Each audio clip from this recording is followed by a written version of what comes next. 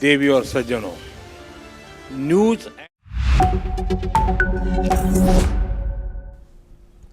Hello and welcome. I am Thomas Porteous and you're watching NewsX World. Let's take a look at some of the top headlines.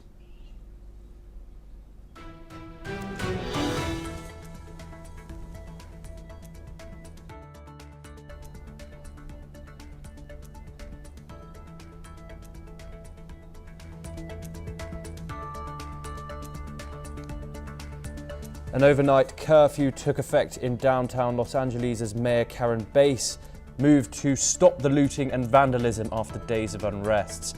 Protesters remained on the streets as the 8 p.m. curfew began, with police on high alert across the city.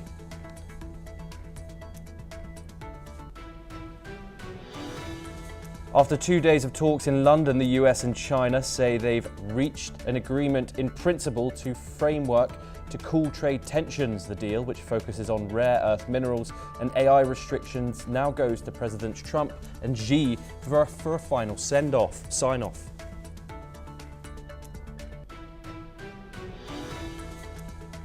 Ten people have been killed in a horrific school shooting in the Austrian city of Graz. The gunman, a 21-year-old former student, took his own life inside the building. Thousands of mourners gathered in silence for a candlelit vigil, turning the city's main square into a sea of light and grief.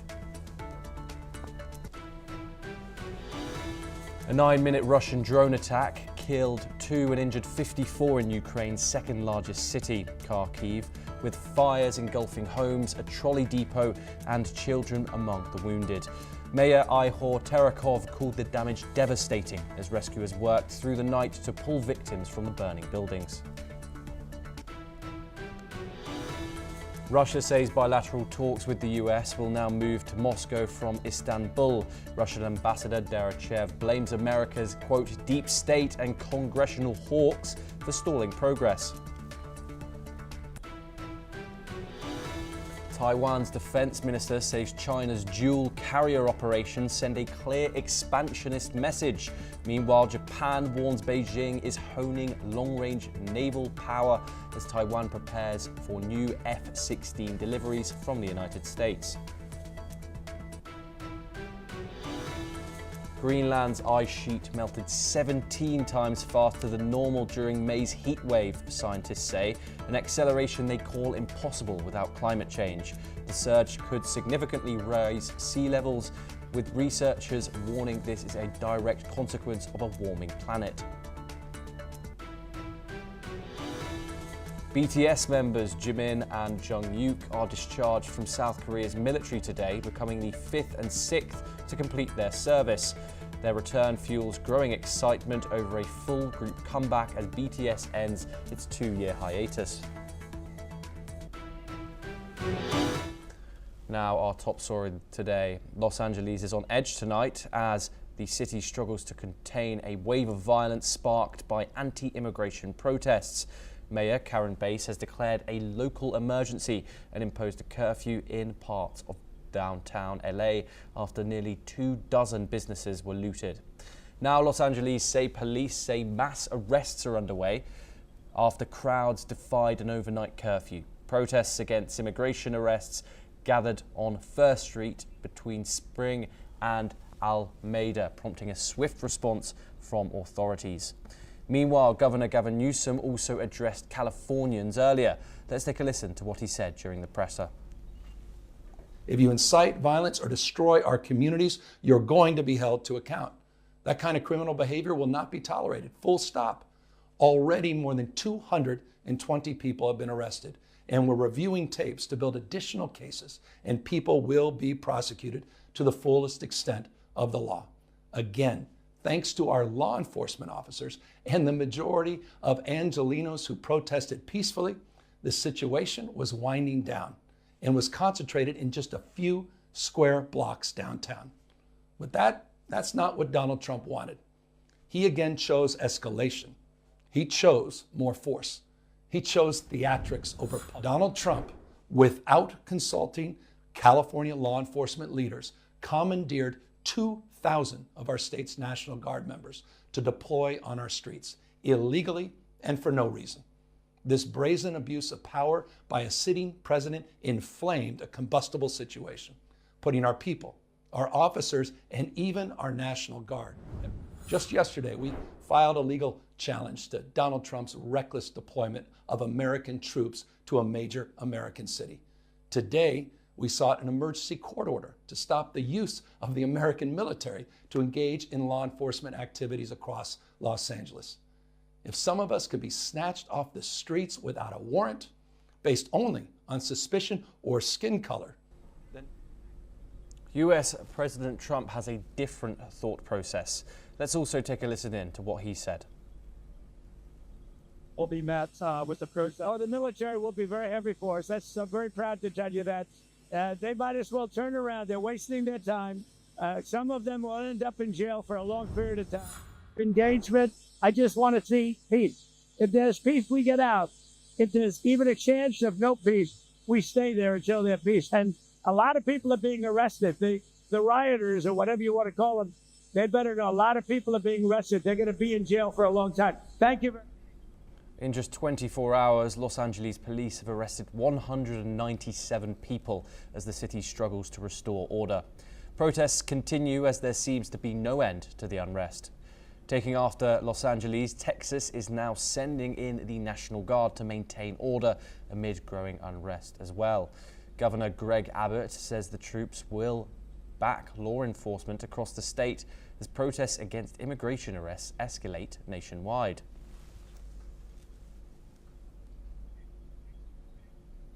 Let's now leave the US and move over to Europe, where Russia's foreign ministry has warned that the lack of response from the United States and Britain to recent Ukrainian attacks could escalate tensions between the nuclear powers, according to a Russian news agency.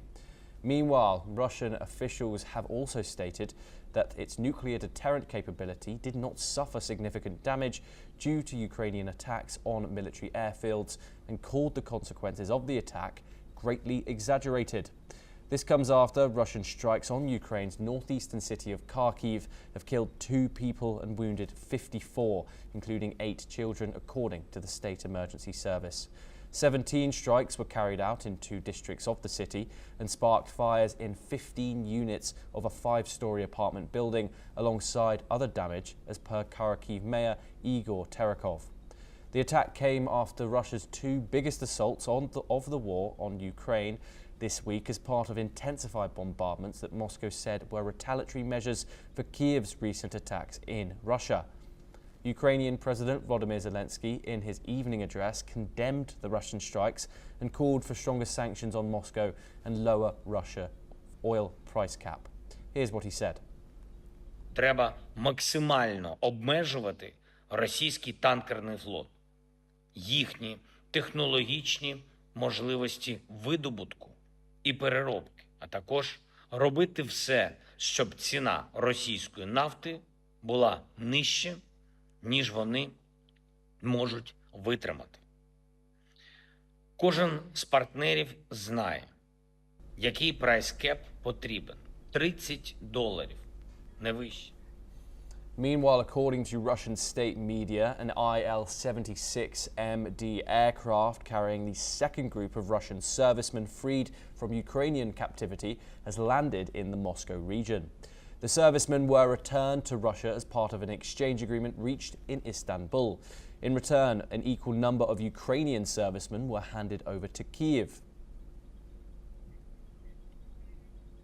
Now we go over to the Middle East, where Israeli Minister Itamar Ben-Gvir is pushing back after the United Kingdom announced sanctions against him and Finance Minister Bezalel Smotrich. The British government joined countries like Canada, Australia and New Zealand in imposing travel bans and asset freezes, citing the minister's conduct during the Gaza war. Ben-Gvir, unfazed, declared, quote, "We survived the Pharaohs. We will also survive Keir Starmer." He vowed to continue serving Israel without fear. Meanwhile, Prime Minister Netanyahu will convene his cabinet on Thursday to discuss hostage talks with Hamas amid what Israeli officials call tentative progress. And in a controversial interview, US Ambassador to Israel, Mike Huckabee, suggested that Muslim countries should offer land to host a future Palestinian state, a comment that's drawing strong global reactions. UN experts now accuse Israel of committing extermination in Gaza, a crime against humanity. In a report released on Tuesday, the UN Commission of Inquiry said Israel targeted civilians sheltering in schools and religious sites as part of what it called a concerted campaign to obliterate Palestinian life. We're now joined by Jayant Krishna, who is a senior fellow at the Center for Strategic and International Studies. Jayant, thank you very much for joining us on the program. I first want to talk about these two right-wing Israeli ministers that have had sanctions imposed on them most recently by the United Kingdom. Are these sanctions significant against these two ministers? Are they merely symbolic? I don't think they're merely symbolic. They have a lot of meaning. Because these two ministers, mind you, they are the minister Ben is for national security, and the minister Bezalel is the finance minister. They have been inciting violence in Gaza, and they are responsible for utterances which have led to a lot of human rights violations in Gaza and Gaza as well as West Bank. And they've been instrumental in some form or the other in denial of the humanitarian aid reaching the Palestinians. So I think this time it is not just a foreign travel ban which has happened. The ban also extends to freeze their assets. I think so. It's going to be material. Although Israel has laughed it off, these two ministers have laughed it off, that it will have no meaning. But the fact is, I personally feel there'll be some impact of these bans, sanctions against these two ministers. And mind you, it's not just UK, New Zealand, Australia, Norway, Canada. Yeah. They've all joined hands in these sanctions. Yeah, I want to just ask one short question before we move on. Jayant, this obviously comes, as you've mentioned, amidst Western opposition to Israel. We're seeing now growing opposition from international traditional allies of the Israeli government. What are your thoughts on this growing international outcry against Israel? So I think, if you look at these sanctions themselves, the countries which have joined hands, most of these countries have typically been aligned with the US policy. But there's clearly these sanctions show a break away from the U.S. line of thought on Israel, because U.S. on one hand has been saying for end of war in Gaza. But at the same time, if you look at recently, U.S. vetoed a UN Security Council resolution demanding permanent ceasefire in Gaza. So I think U.S. takes one foot forward and two backwards, so it's not leading anywhere. So actually, it's what we see today on policy for Israel and Gaza. It's a world divided, and countries which were previously, voicing their concerns in one language, they have broken away from the U.S. and have taken independent stance, and many countries in Europe have supported. Don't forget, a few days back, Spain had hosted representatives from Europe and Arab nations to put pressure on Israel to end the war in Gaza. So I think surely, I think it's good thing is they have taken a stand independent of the U.S. But I hope and wish and pray that it leads to some outcomes somewhere. Yes, Jayant, now let's move on to these hostage talks. Israel says now it's making tentative progress. Looking in from the outside, it feels like we haven't had much news in regards to negotiations in a good while. But now we have some statement. To what extent is the issue of hostages still central to Israel's military and diplomatic strategy, especially with this international scrutiny growing against the state of Israel? I believe we've had some technical issues there. Jayant, unfortunately, we have to move on. For our next story, we stay in the region. In a significant escalation, Yemen's Houthi group has claimed responsibility for launching 2 missile attacks targeting Israel's Ben-Gvir airport near Tel Aviv. According to a statement from Houthi military spokesperson Yahya Sarria, one of the missiles was hypersonic and one reportedly struck the airport directly, with their missile defense systems failing to intercept it. The Houthis have also issued a warning, urging all airlines to immediately cease flights to and from Ben-Gvir airport. Let's listen to Yahya Sarria.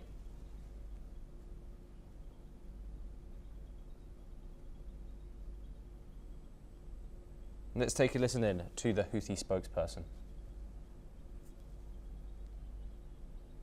نفذت القوة الصاروخية في القوات المسلحة اليمنية عملية عسكرية نوعية استهدفت مطار اللد في منطقة يافا المحتلة، وذلك بصاروخين باليستيين، أحدهما فرط صوتي نوع فلسطين 2 والآخر نوع ذي الفقار، وقد أصاب أحدهما مطار اللد بشكل مباشر، وفشلت المنظومات الاعتراضية في التصدي له، وقد حققت العملية هدفها بنجاح بفضل الله، وأجبرت ملايين الصهاينة المحتلين على الهروب إلى الملاجئ ووقف حركة الملاحة في المطار. The group said these attacks were in retaliation for recent Israeli missile strikes on Yemen's Hodeidah ports, which are under the Houthis' control. Meanwhile, Israel's defense forces says their air defenses likely intercepted a ballistic missile launched from Yemen over central Israel, though no casualties have been reported. The IDF did not address the claim of the second missile attack. We have some breaking news coming in now. The Taiwan government has expressed gratitude to the Indian Navy and Coast Guard for their swift rescue operation of the Wanhai 503 vessel. Taiwan wishes for the safe return of missing crew members and a speedy recovery for the injured. In a separate statement, Taiwan has rejected claims from the Chinese embassy, reaffirming that Taiwan is governed solely by democratically elected government and is not subordinate to China. Now we move on over to Europe now, where in a recent development in US-China trade relations, JL Mag Rare Earth, a Chinese producer of rare earth magnets, has received export licenses from Chinese authorities, allowing it to resume shipments to the US, Europe and Southeast Asia.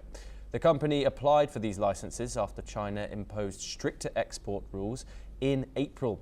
According to a statement on the Shenzhen Stock Exchange's investor platform, the license approvals are being issued gradually.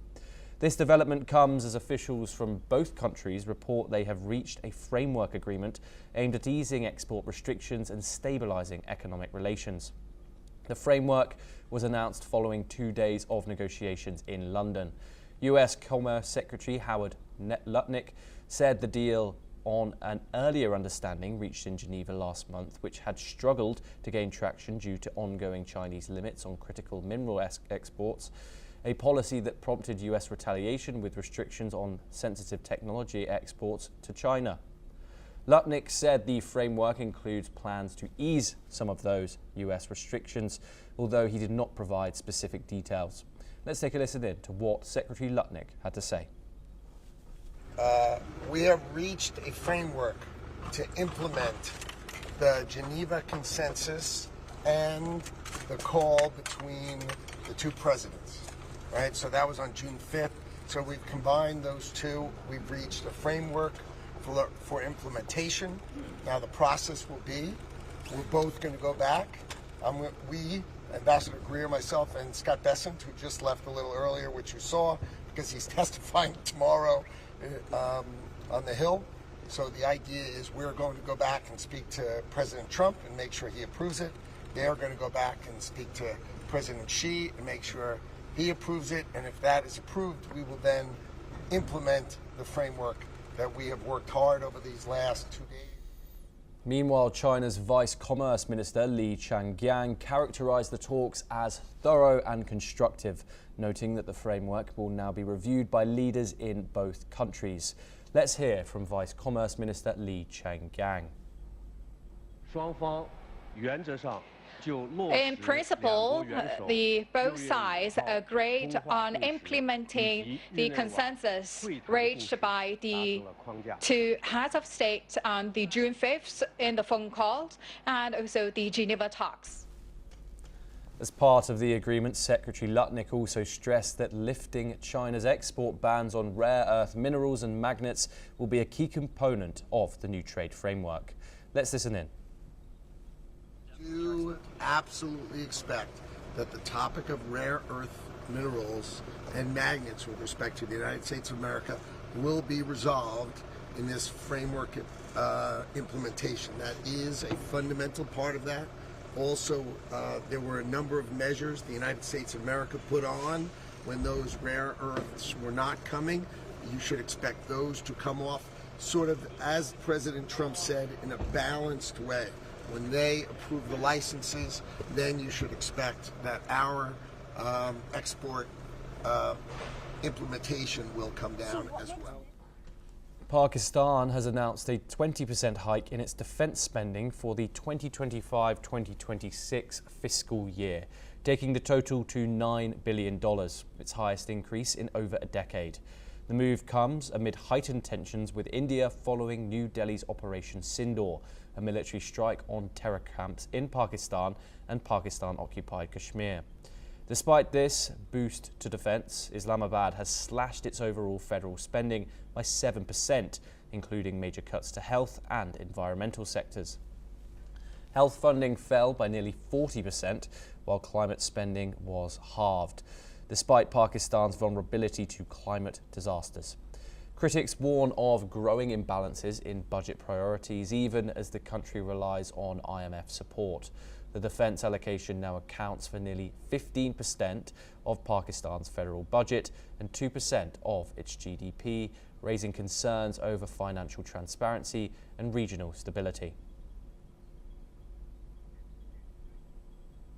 Now we move over to Europe. Northern Ireland is on edge after a second night of violence in Ballymena, where hundreds of masked rioters attacked police and torched homes and cars. Authorities say the unrest was racially motivated, following a protest over an alleged sexual assault involving two Romanian teenagers. Police responded with riot gear, water cannons and plastic bullets after being bombarded with Molotov cocktails and steel poles. At least 15 officers were injured and several homes were destroyed. Migrant families say they feel targeted, with some residents marking doors to signal their nationality to avoid attack. Officials have condemned the violence as terrifying and urged calm. Police are investigating the incidents as hate crimes. Now let's move over to Latin America. Brazil's former president, Jair Bolsonaro, has denied leading a coup plot, but admitted to dismissing alternative ways to stay in power after his 2022 election loss. During his Supreme Court testimony, Bolsonaro claimed the options, like declaring a state of siege, were legal under the Constitution, but never acted upon.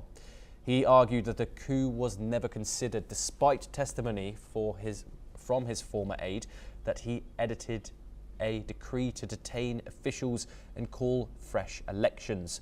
Bolsonaro used the hearing to defend his presidency and even apologized to justices for claiming they took bribes. This is what Bolsonaro stated during his testimony. Nunca fugi das quatro linhas da Constituição. Golpe, eu fico até arrepiado quando se fala que 8 de janeiro foi um golpe. Aquelas 1.500 pessoas, pobres coitados, que até foi levantada por um dos que me antecederam agora há pouco aqui, sem ônibus, né, chegaram na região do setor militar urbano na madrugada de domingo. E o pessoal foi embora logo depois da baderna. E sobrou para quem estava acampado aqui. Quem realmente fez, foi embora. Só tem uma coisa a afirmar, a Vossa Excelência.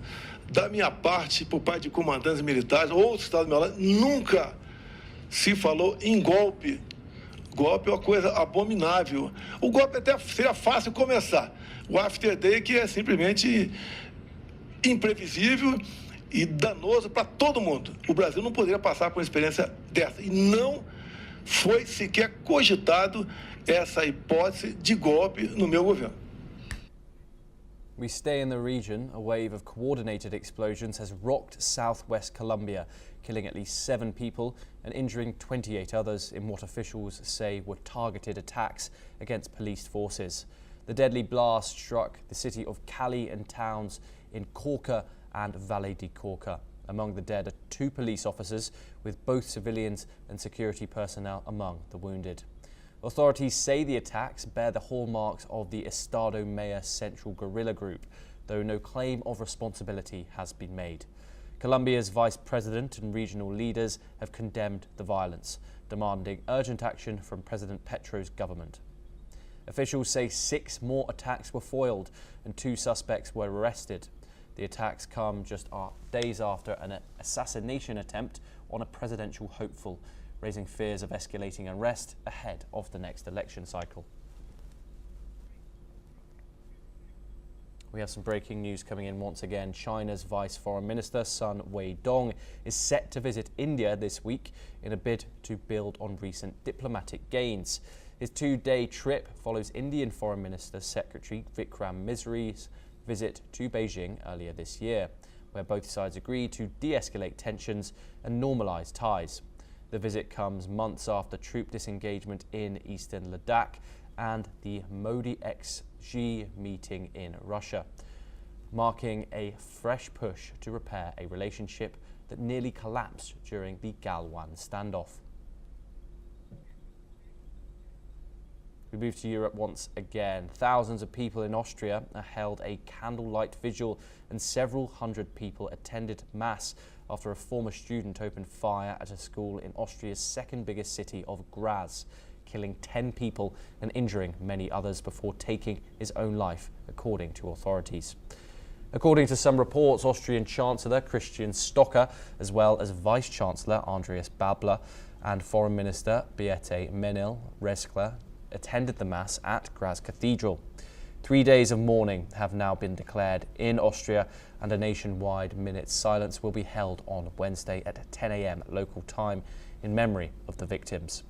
Flags on the Hofburg Palace in Vienna, where President Alexander Van der Bellen has his office, will fly at half-mast.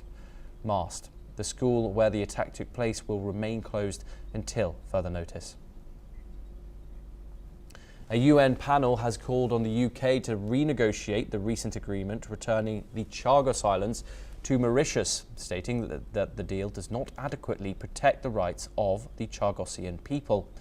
Last month, the UK and Mauritius signed the deal, which hands sovereignty of the Indian Ocean archipelago back to Mauritius. However, the UK still retains the right to operate a military base on the Diego Garcia, the largest island in the group. The UN experts pointed out that by preventing the Chagosian people from returning to Diego Garcia, the agreement appears to violate their right to return to their ancestral lands. A spokesperson from the UK Foreign Office responded by saying the deal has been welcomed by international organisations, including the UN Secretary-General. The panel, consisting of 4 independent experts appointed by the UN Human Rights Council, said the UK's continued control over the Diego Garcia base blocks Chagosians from exercising their cultural rights and accessing their lands from which they are expelled decades ago. They have called for the suspension of the current agreement and urged for fresh negotiations to produce a more just deal. The panel added that the agreement lacks measures to ensure Chagosians can access cultural sites on Diego Garcia or protect their unique cultural heritage. Both the House of Commons and House of Lords have now until July the 3rd to pass a resolution opposing the ratification of the deal. We move over to the Indo-Pacific again. Members Jimin and Jungkook of K-pop group BTS were discharged from the South Korean military on Wednesday. They are the 5th and 6th members of 7-member group to complete the country's mandatory service, fueling expectations of BTS's comeback after a long hiatus. The band paused their global music career in 2022 to begin military service, starting with Jin in December of that year. Each member is serving duties that vary in length, with some lasting up to 18 months. Earlier this week, members RM and V were also discharged, while Sugar is set to complete his service on June the 21st.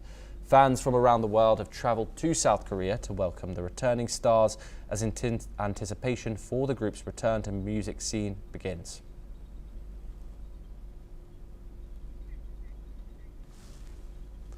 SpaceX has postponed the Axiom 4 mission launch to the International Space Station due to a snag it has been unable to fix in the Falcon 9 rocket.